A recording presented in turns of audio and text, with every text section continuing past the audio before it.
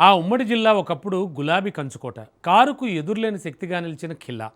ప్రస్తుతం నాయకత్వ లోపంతో ఆ పార్టీ సతమతమవుతోందట.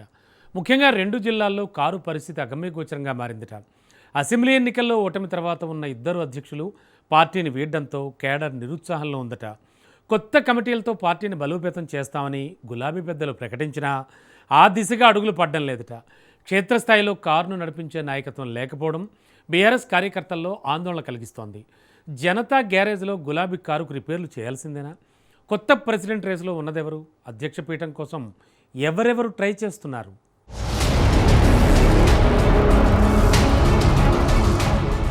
ఉమ్మడి పాలమూరు జిల్లాలో బీఆర్ఎస్ పార్టీకి పూర్వ వైభవం తీసుకురావాలన్న అధిష్టానం కాలలుగానే మిగిలిపోయే అవకాశాలు కనిపిస్తున్నాయి. ఇందుకు కారణం పార్టీని ముందు నుంచి నడిపించే నాయకుడు కరువవడం, ఆ దిశగా అడుగులు వేసే నాయకుడు లేకపోవడం పార్టీకి తీవ్ర నష్టంగా మారింది.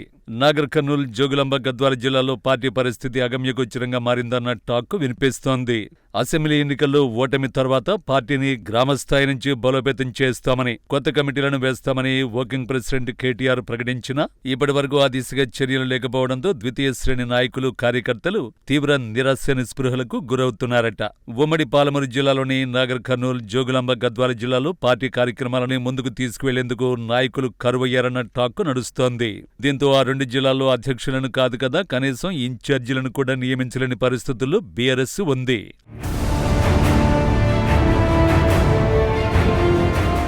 నాగర్ కర్నూల్ జిల్లా అధ్యక్షుడిగా ఉన్న గువ్వల బాలరాజు, జోగులాంబ, గద్వాల జిల్లా అధ్యక్షుడిగా ఉన్న ఎమ్మెల్యే బండ్ల కృష్ణమోహన్ రెడ్డి పార్టీలు మారడంతో అధ్యక్ష పదవులు ఖాళీ అయ్యాయి. అధిష్టానం ఈ అంశాన్ని గుర్తించి వెంటనే అధ్యక్షుల నియామకాలు చేపడతారని క్యాడర్ ఆశించిన నియామకాలను చేపట్టలేదు.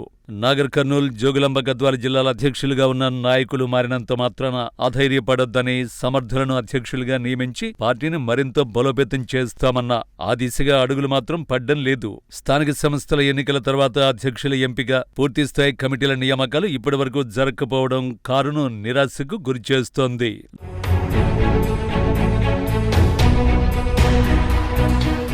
నాగర్ కర్నూల్ మాజీ ఎమ్మెల్యే మర్రి జనార్దన్ రెడ్డి ఒకవైపు తన నియోజకవర్గాన్ని చూసుకుంటూనే అచ్చంపేట నియోజకవర్గం బాధ్యతల్ని కూడా నిర్వహిస్తూ వస్తున్నారు.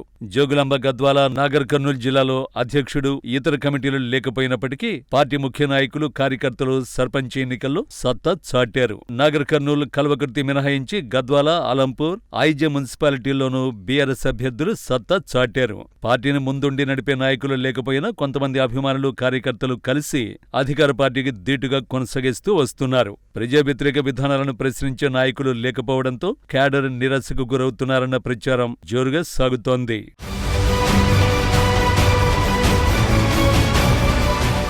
జోగులాంబ, గద్వాల, నాగర్ కర్నూల్ జిల్లాలకు సంబంధించి అధ్యక్షుల నియామకాలు వీలైతే పూర్తిస్థాయి కమిటీలను నియమించాలని క్యాడర్ కోరుతోంది.